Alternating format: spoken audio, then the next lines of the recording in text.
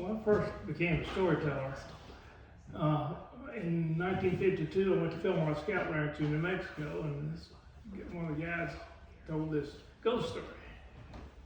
And I remember it. And years later, when I became a scoutmaster, I would tell it to my boys. They said, well, tell us another. I didn't know another. Picked up a commercial appeal out of Memphis one day, and it told about the first storytelling festival had been held that week in Jonesboro, Tennessee. And Jerry Clower was one of the featured storytellers. And it was supposed to become an annual event. I thought, but I'll be there the next time they have one. And I came and I brought my tape recorder. I recorded the entire weekend. They didn't think about making it rule against it at the time. Went back and one night of Shiloh when we camped out, I told stories for 4 hours without repeating one. And I hadn't done this much in a long time, but I get on with it. I spent my first 12 years in a little town of Ashland, Mississippi. It's about 15 miles south of the Tennessee line. Population 300, is county seat, the poorest county in the state, and the least populated county in the state. The National Forest takes up a lot of land in that county. Anyway, we had a big garden. In fact, they went back recently and they had built 2 houses on our garden spot, and with nice sized lots. And down behind the house, we had a pasture, kept 5 cows in and 2 horses. Well, that big garden, in July I was out there hoeing, and it was hot. And finally I got through about 4 o'clock. I came in, it was on Saturday. And Daddy said, you know, I got thinking I might have some fried catfish for supper. And he said, why don't you go get your pole and go down and see if you can catch some at the creek.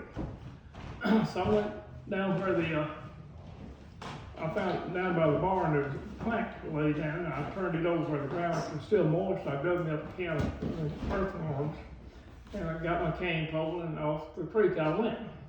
Well, I got set down there on the side of the creek, and I hooked a worm on that hook, and got measured my cork and get the depth right. And I flipped it out there in the water. It didn't take a second. It said boom, boom, boom, and I jerked back on that cane pole, and boy, hit big old catfish popped back there, and I said, oh. And I got the hook out of his mouth, and I noticed the worm was still on there, so I flipped it back out there again. Boom, down again. Well, for about 10 minutes, it's just as quick as I can get a hook in the water, I catch a catfish. So I looked back here and I had a pretty good pile of catfish. I thought, well, that'll be enough for supper. So I got my stringer out, strung them up, took them on back to the house, got out on the back porch and I was cleaning them, skinning them. And I got through it, but there was one still alive over there. I said, I got a heart, I'm not gonna skin no live catfish. So I took the ones I skinned in to Mama, and she battered them with cornmeal, made hush puppies, you know, put onions in the hush puppies. Man, you talk about good. Cook a couple of sweet potatoes to go with, you know, and that was our supper that night. Well, after we got through eating, we went in the living room there to listen to the grand old opera, and had a big old radio about the size of that bookcase there, you know. Well, about 10 o'clock when the opera went on, I thought about that fish out there. I walked back out on the porch there, and there he lay. He's still breathing. I thought, what in the world? Well, so I just dipped him in the rain barrel, threw him out in the yard, went on bed. Got up the next morning, went out there, was gonna get him to skin him, and he was still alive. I got to working that catfish, so I keep him out of the water 12 hours, 16 hours. And finally he got so he didn't even have to put him in the water at all. He's made the finest pet a boy ever had. I tell you, he followed me around the yard there. And sometimes I go to the little country store down the road there, and he'd come along behind me, you know, he just followed me along. I chumped rock at him sometimes when I didn't want him to come with me, you know. But we go down the store, and old men out there on the front porch playing checkers, they catch flies and give them to him and feed him peanuts, and he loved everybody loved old Homer. I named him Homer. Well, one day, a circus truck come by there, and they told him about Homer. So he come out the house there and tried to buy him from him. I said, Lord, are you kidding? I wouldn't sell Homer for nothing. And so later on, when it comes September, right after Labor Day, time school to take in, I was getting ready to go to school. Mama said, son, you're going to have to take Homer with you. He gets under my feet in the kitchen, just darn using, and not having him here in the house all day with me. Well, that just tickled me to death. I wanted to show him to all my friends. And so we started off down the road. Come on, Homer. He just started wagging right in there by me, the dirty road, yeah. We went, and then once I looked back, he's still following like he always did. And went on down a little bridge over the creek there before we got up to the schoolhouse. And I walked on the other side of the bridge, I turned around, and Homer wasn't there. I thought, what's happening? Here, Homer, here, come on. Keep whistling good. And he didn't come. And I went back down there to the bridge, and there's a crack, 2 boards or so loose, and he fell off down there in the creek and drowned.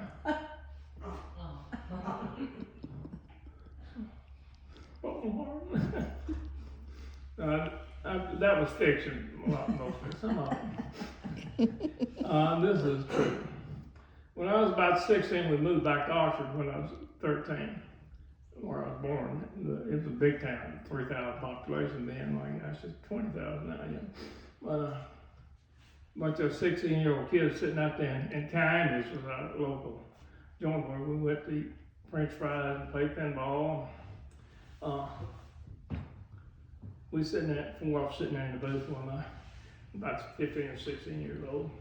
These upperclassmen came in, said, hey guys, have y'all heard about that new gal that moved in town? I said, no, what? New gal is moving in out here in the country about 2 miles from here, and she's a nymphomaniac. Of course, you know what 16-year-old boys talk about. Most of the time, we'd heard the word, we knew.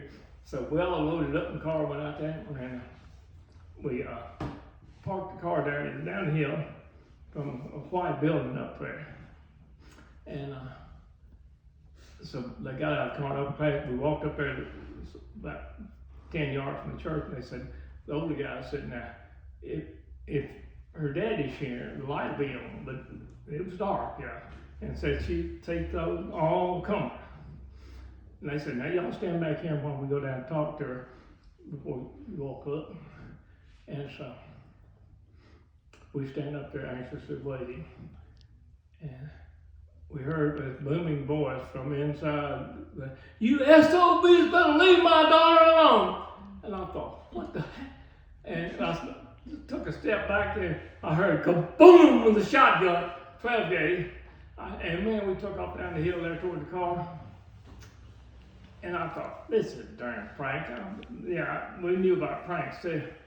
And about that time, I heard him shoot again, and a pellet go through the leaves on top above my head there. And I lit out, and I went across the road there, and there's about a 10-foot bank there, clay bank. I climbed up that thing. I couldn't do it today, and flipped back over the hill there. And after a while, everybody came down there laughing, carrying on, and I climbed down. Then we went up back to Camas and loaded up some more victims. One of my 2 best friends, really. And we got them out there, and when it repeated the same procedure, we were running toward the car, and I fell, I've been hit. And one of my friends came back, and another guy came, and they picked me up, and they were headed toward the car, and they shot again, and they dropped me. So I got up, and the back door was still open. So I got up and hobbled like I was hit, and I fell in on the floor of the back seat with my best friend, saying, please don't tell my mama. We got time till 11? We got 5:45. I got time till. Skinny dipping. Huh? Skinny dipping. Oh, yeah. Yeah. Another night, we got out of the movie theater at the Ritz, hot summer night. We went out to County Lake, which was about 7 miles out of Oxford. And of course, we didn't have bathing suits. We just took a nice clear lake, beautiful lake. And we out skinny dipping. And I think there were five or six of us. And anyway, this car drives up with the older class, seniors in their days. Came out and they talked to us a long time. And when they got ready to leave, they jerked our clothes they were hanging on the bushes there and took off down the gravel road. Well, me and Bill McMorgan jumped in his car and James Crouch, and we lit out after them. And the others three remained behind. I think there were six of them. And because they were a little too slow or they were embarrassed or something to get out of the lake naked. But anyway, we went down the road about 2 miles, and there all our clothes were in front of an old church dangling from the trees there. Well, we got dressed and went back to get our buddies. Couldn't find them. And we rode back and forth on that road for 2 hours. We never could find them. And finally, they came to the top of the hill before you get into Oxford. They were naked, and but what would happen, they would hear a car coming, and they would run and hide in the bushes. Well, anyway, we got up top of the hill, and Calvin lived not too far from there. So he got a cardboard box around us, and he walked to his house and came back and got the car, because we went on bed, and it's on the next day at school, But about 3 days later, Kavanaugh had the worst case of poison ivy you have ever heard of. Those last two were true.